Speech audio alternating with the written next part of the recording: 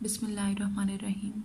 अस्सलाम वालेकुम स्टूडेंट्स। हमारा आज का टॉपिक है colour code for carbon resistances. इस टॉपिक के अंदर हम कार्बन रेजिस्टेंसेस का कलर कोड हम किस तरह से रीड करते हैं, कार्बन रजिस्टर किस तरह से बने होते हैं वो डिस्कस करेंगे और इसके सब टॉपिक्स में रियोस्टेट और थर्मिस्टर्स को भी डिस्कस करेंगे।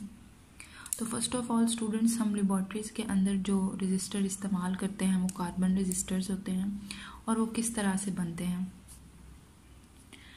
हाई ग्रेडेड सिरेमिक रॉड या कोन एज अ सबस्ट्रेट यूज होता है और उसके ऊपर आपने एक थिन फिल्म ऑफ कार्बन जो है वो डिपॉजिट की होती है, रेजिस्टिव फिल्म आपने उसके ऊपर डिपॉजिट की होती है। जैसा कि यहाँ पे लिखा हुआ है, a carbon register consist of a high graded ceramic rod और कोन नोन एज द सबस्ट्रेट, यानी कि हाई ग्रेड सिरेमिक रॉड को आपने एज अ सबस्ट्रेट यूज करना है on which a thin resistive film of carbon is deposited, यानी इसके ऊपर एक कार्बन की थिन रेजिस्टिव फिल्म जो है वो डिपॉजिट की हुई होगी। वो जो फिल्म आपने डिपॉजिट की हुई है उसके ऊपर, उसको आप एज अ रजिस्टर तो इस्तेमाल कर सकते हैं, लेकिन उसकी न्यूमेरिकल वैल्यू आपको कैसे पता चलेगी कि ये 50 ओहम का रजिस्टर है, ये 100 ओहम का रजिस्टर है या ये 1000 ओहम का रजिस्टर है। तो इसका मतलब है उसकी न्यूमेरिकल वैल्यू को रीड करने के लिए कोई उसके ऊपर ग्रेडिंग हुई होनी चाहिए। तो उसके ऊपर कलर कोड्स जो हैं वो साइंटिस्ट ने वो बनाए होते हैं। वो जो कलर कोडिंग हुई होती है उसके थ्रू हम उसकी न्यूमेरिकल वैल्यू को रीड कर सकते हैं। The numerical value of resistance is indicated by colour code. अब आपके पास इस तरह का एक कार्बन रजिस्टर होता है जिसके ऊपर डिफरेंट कलर बैंड्स जो होते हैं वो इंडिकेट किए होते हैं। उन कलर बैंड्स क्या रिप्रेजेंट कर रहे होते हैं स्टूडेंट्स? जो फर्स्ट बैंड होता है इट इंडिकेट्स फर्स्ट डिजिट, यानी कि न्यूमेरिकल वैल्यू के अंदर जो फर्स्ट डिजिट है वो फर्स्ट बैंड का कलर जो है वो शो करेगा। Second band shows the second digit of numerical value. जो सेकंड बैंड है वो न्यूमेरिकल वैल्यू के सेकंड डिजिट को रिप्रेजेंट करता है। और जो थर्ड बैंड है it indicates the number of zeros. अब पहली दो तो न्यूमेरिकल वैल्यूज को पहले दोनों बैंड्स रिप्रेजेंट करते हैं, लेकिन जो थर्ड बैंड है ये न्यूमेरिकल वैल्यू को रिप्रेजेंट नहीं करता, बल्कि ये नंबर ऑफ जीरोज के यहाँ पे अब कितने जीरोज आएंगे उनको रिप्रेजेंट करता है।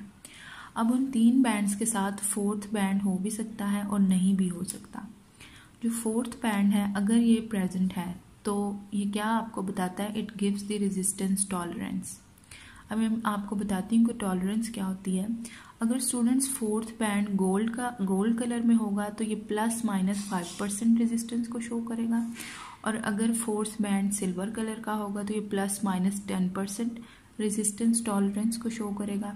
और अगर फोर्थ बैंड मौजूद ही नहीं है तो आपने कंसीडर करना है कि यहाँ पे ±20% की टॉलरेंस जो है वो प्रेजेंट है कार्बन रजिस्टर की न्यूमेरिकल वैल्यूज के साथ। अब स्टूडेंट्स, टॉलरेंस क्या होती है? It is the possible variation from the marked value, यानी कि आपको अगर एक रजिस्टर दिया गया है, आप उसकी कलर कोडिंग से पढ़ते हैं कि ये जी आपके पास है 100 ओहम का रजिस्टर है, तो ज़रूरी नहीं कि वो पूरे का पूरा 100 ओहम का ही हो, उसकी वैल्यू कुछ कम ज़्यादा हो सकती है। मे बी उसकी वैल्यू 90 ओहम हो या उसकी वैल्यू 110 ओहम हो।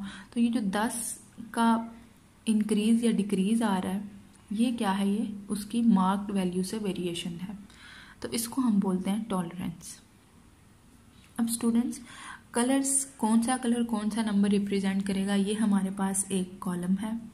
यहाँ पे आपने कुछ कलर्स लिखे हुए हैं। ब्लैक जो है वो 0 डिजिट को रिप्रेजेंट करेगा, ब्राउन 1 को करेगा, रेड 2 को, ऑरेंज 3 को, येलो 4 को, ग्रीन 5 को, ब्लू जो है वो 6 को, वायलेट 7 को, ग्रे 8 को और वाइट कलर जो है वो 9 वैल्यू को रिप्रेजेंट करेगा। अब आप कंसिडर करें आपके पास कोई एक कार्बन रजिस्टर है स्टूडेंट्स। पहला जो बैंड है वो येलो कलर का है, तो जो फर्स्ट बैंड है उसने क्या शो करना है? It indicates first digit. तो पहले आप देखें येलो का नंबर क्या है? येलो का नंबर है 4, तो इसका मतलब है यहाँ 4 डिजिट को शो कर रहा है। दूसरा बैंड है रेड, दूसरे बैंड ने सेकंड डिजिट को शो करना है। यहाँ पे दूसरा बैंड अगर रेड है तो रेड की वैल्यू है 2, तो यहाँ आप लगा देंगे 2। ठीक हो गया। अब जो ऑरेंज कलर है, थर्ड बैंड जो है, इसने वैल्यू को, इसने किसी नंबर को रिप्रेजेंट नहीं करना, बल्कि इसने नंबर ऑफ ज़ीरोज़ को रिप्रेजेंट करना है। थर्ड बैंड जो है ये बताएगा कि अब इन दो वैल्यूज़ के बाद कितनी ज़ीरोज़ आएंगी। तो ऑरेंज का नंबर है 3, तो इसका मतलब है जो थर्ड बैंड है ये 3 ज़ीरोज़ को शो करेगा, यानी 0 0 0। तो अब इस पूरे को मिला के अगर आप पढ़ें तो ये 42,000 की रेजिस्टेंस बन रही है। इन कलर कोड्स के साथ जो रजिस्टर होगा उसकी क्या वैल्यू होगी, 42,000 ओहम। साथ में गोल्ड का फोर्थ बैंड लगा हुआ है, इसकी रेजिस्टेंस है स्टूडेंट्स ±5%। ठीक हो गया। अब ये जो ±5% है, इसका क्या मतलब है, इस 42,000 का आपने 5% निकालना है। आप किस तरह से निकालते हैं 5%, यानी 5 को आप डिवाइड कर दें 100 पे और उसको मल्टीप्लाई कर दें 42,000 के साथ। तो ये जब आप इस तरह से सॉल्व करेंगे स्टूडेंट्स, तो ये कोई बनेगा 2100 ओहम। ठीक हो गया। तो इसका मतलब है ये जो कार्बन रजिस्टर लगा हुआ है इसमें 2100 की कमी भी हो सकती है और 2100 की ओहम रेजिस्टेंस की ज़्यादती भी हो सकती है, यानी इस 42,000 में से मे बी 2100 वैल्यू कम आए या ज़्यादा आए, क्योंकि ±5% का गोल्ड बैंड लगा हुआ है। अब ये जो नेक्स्ट है आपके पास, ये एक और मैंने प्रैक्टिस के लिए कार्बन बैंड की कलर कोड्स लिखे हुए हैं। फर्स्ट जो है ब्लू है, ब्लू स्टूडेंट 6 डिजिट को शो करता है। जो येलो है ये 4 डिजिट को शो करता है, और जो रेड है ये 2 को शो करता है, यानी इधर नंबर ऑफ जीरोज होंगी 2। और सिल्वर बैंड ±10% की टॉलरेंस को शो कर रहा है। तो इसका मतलब है ये जिस कार्बन रजिस्टर के कोड्स हैं उसकी रेजिस्टेंस होगी 6400 ओहम, और साथ में ±10% की कमी या बेशी हो सकती है। तो ये आप किस तरह से निकालेंगे ये मैं आपको ऊपर भी बता चुकी हूँ। इसका 10% निकालें, 10 डिवाइडेड बाई 100 मल्टीप्लाई करते हैं आप 6400 के साथ, तो ये आ जाएगा 640 ओहम, यानी कि 6400 में से 640 ओहम कम भी हो सकते हैं, ज़्यादा भी हो सकते हैं। ठीक हो गया। तो स्टूडेंट्स ये था हमारा colour code for carbon resistances. इसमें आपने पढ़ा कि जो कार्बन रजिस्टर है ये हाई ग्रेड सिरेमिक रॉड और कोन की फॉर्म में एक सबस्ट्रेट होता है जिसके ऊपर एक thin resistive film of carbon आपने डिपॉजिट की होती है, और इसकी न्यूमेरिकल वैल्यू आप इसके कलर कोड से पढ़ते हैं। न्यूमेरिकल वैल्यू के लिए 4 बैंड्स बने होते हैं। फर्स्ट बैंड फर्स्ट डिजिट को, सेकंड बैंड सेकंड डिजिट को, third band number of zeros को, और फोर्थ बैंड जो है ये रेजिस्टेंस टॉलरेंस को शो कर रहा होता है। साथ ही साथ आपको ये वाला जो टेबल है ये आपको ज़ुबानी याद होना चाहिए। अब स्टूडेंट्स इसको ज़ुबानी याद करने का एक ट्रिक है। हाँ जी स्टूडेंट्स, वो जो ट्रिक है वो इस तरह से आपने लिखना है, B.B. Roy great Britain very good white. आप इस तरह से लिखेंगे, B.B. Roy ROY great Britain very good white, यानी कि B.B. Roy great Britain very good white. ये जो सारे आपने लिखे हैं अल्फ़ाबेट्स, ये एक पूरे नाम को रिप्रेजेंट करेंगे। फर्स्ट B ब्लैक को, ये ब्राउन को, ये रेड को, ये ऑरेंज को, ये येलो को, ये ग्रीन को, ये ब्लू को, ये वॉयलेट, ये ग्रीन और ये ग्रे और ये वाइट कलर को। और साथ ही साथ आप क्या कर देंगे, इनके नंबर लिख दें। ये 0 को 1 2 3 4 5 6 7 8 और 9। ठीक हो गया स्टूडेंट्स। इस तरह से B.B. Roy great Britain very good white के थ्रू आप इस पूरे कॉलम को इजीली याद भी कर सकते हैं और इसके आगे इसकी न्यूमेरिकल वैल्यूज़ लिख दें। अब जब भी आपके सामने कोई एक कार्बन रजिस्टर आएगा, ये आपने कॉलम बनाया हुआ होगा, आप देखेंगे जी अगर फर्स्ट वाला बैंड जो है वो येलो कलर का है तो आप देखेंगे फर्स्ट वाली जो हो गई 4, फर्स्ट नंबर क्या होगा 4। आप देखते हैं दूसरा बैंड वाइट कलर का तो आप कहेंगे जी दूसरा का नंबर है जी 9। आप देखते हैं थर्ड बैंड जो है वो ऑरेंज कलर का तो आप साथ में 3 ज़ीरोज़ लगा देंगे। ठीक हो गया। और अगर फोर्थ बैंड गोल्ड का है तो ±5% की टॉलरेंस होगी। अगर फोर्थ बैंड सिल्वर का है तो ±10 की टॉलरेंस होगी। और अगर फोर्थ बैंड एग्जिस्ट ही नहीं करता तो आप क्या लिखेंगे कि इसके अंदर ±20% की रेजिस्टेंस टॉलरेंस है। वो आपको मैंने परसेंटेज कैसे निकालना है वो भी सिखा दिया है। और इस तरह से आप जो है कार्बन रजिस्टर की कलर कोडिंग को पढ़ सकते हैं। हाँ जी स्टूडेंट्स, तो अब हम करेंगे रियोस्टैट। रियोस्टैट जो है ये एक वेरिएबल रजिस्टर के तौर पे आप इस्तेमाल कर सकते हैं। रियोस्टैट की जो डेफिनेशन है वो कुछ इस तरह से है, a resistor whose resistance can be change is called rheostat और अ वेरिएबल रजिस्टर। यानी इसके दो नाम हैं, आप इसको रियोस्टैट भी बोल सकते हैं, इसको वेरिएबल रजिस्टर भी आप बोल सकते हैं। अमूमन जो रेजिस्टेंस की वैल्यू होती है वो फिक्स होती है, आप कोई एक फिक्स वैल्यू जो है वो सर्किट के अंदर लगा सकते हैं। लेकिन अगर आपको रेजिस्टेंस की वैल्यू चेंज करनी है तो आप ऐसा तो नहीं करेंगे कि बार बार रेजिस्टेंस एक उतारें और दूसरी लगाएं। उसकी बजाय आप क्या करेंगे, वहाँ पे एक रियोस्टैट लगा देंगे जिसकी वैल्यू आप अपनी मर्जी से एडजस्ट कर सकते हैं। तो जो रियोस्टैट है इसकी कंस्ट्रक्शन कुछ इस तरह से है students. It is a wire bound variable resistor, यानी कि ये एक वायर की फॉर्म में जो किसी चीज़ के ऊपर लिपटी हुई है उस फॉर्म का एक रजिस्टर होगा। अच्छा जी, it consist of a bare manganin wire over insulating cylinder, यानी कि आपने कोई एक इंसुलेटिंग सिलेंडर लेना है, उसके ऊपर अगर आप एक बेयर मैंगनीन की वायर को रैप कर देते हैं तो ये क्या बन गया आपके पास। उसकी मज़ीद कुछ सेटिंग्स करने के बाद ये रियोस्टैट बनेगा। अब जो दोनों एंड्स होंगे वायर के, the ends of wire are connected to 2 fix terminals A and B. जो दोनों तरफ से वायर के एंड्स होंगे आपने उनको 2 फिक्स टर्मिनल्स ए और बी के साथ कनेक्ट कर देना है। अब एक और थर्ड टर्मिनल है, the third terminal C is attached to a sliding contact. अब जो पहले 2 टर्मिनल थे वो फिक्स थे, लेकिन ये जो तीसरा है ये क्या है, स्लाइडिंग कॉन्टैक्ट के साथ अटैच है, यानी इसको आप अपनी मर्जी से वायर के ऊपर मूव करवा सकते हैं। अच्छा स्टूडेंट्स, आपने यहाँ पे मैंगनीन की वायर ही क्यों ली है, क्योंकि ये जो है हाई टेम्परेचर को विथस्टैंड कर सकती है। ऐसा नहीं है कि टेम्परेचर बढ़ने पे ये वायर जो है इसकी कुछ ये मेल्ट हो जाए या इसके अंदर कुछ चेंजिंग्स आ जाएंगे, तो ये हाई टेम्परेचर को विथस्टैंड कर सकती है। इस वजह से हमने यहाँ पे मैंगनीन की वायर जो है यूज़ की है।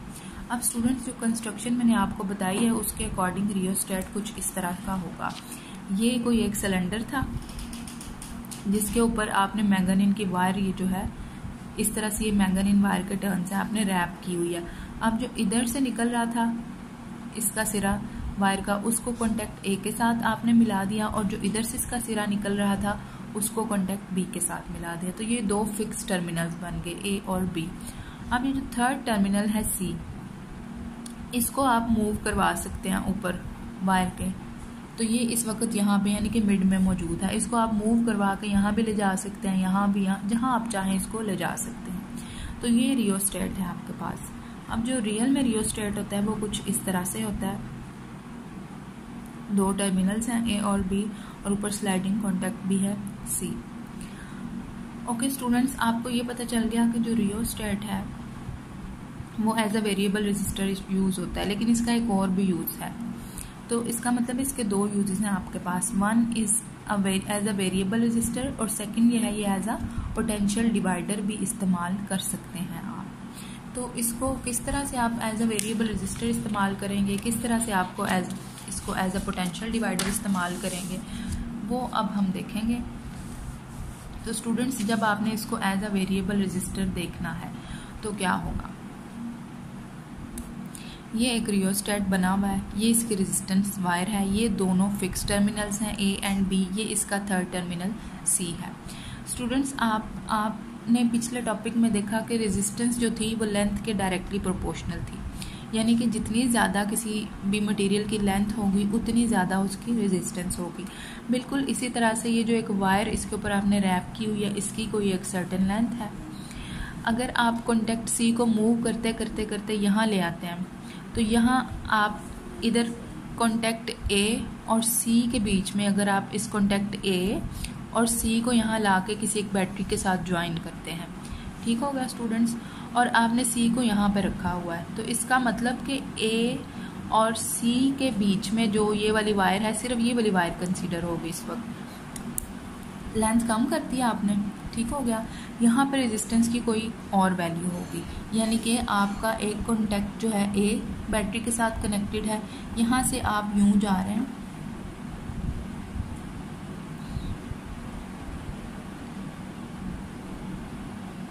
यूं यहाँ तक। दूसरा कॉन्टैक्ट जो है वो बैटरी के दूसरे टर्मिनल के साथ यहाँ पे कनेक्ट होगा।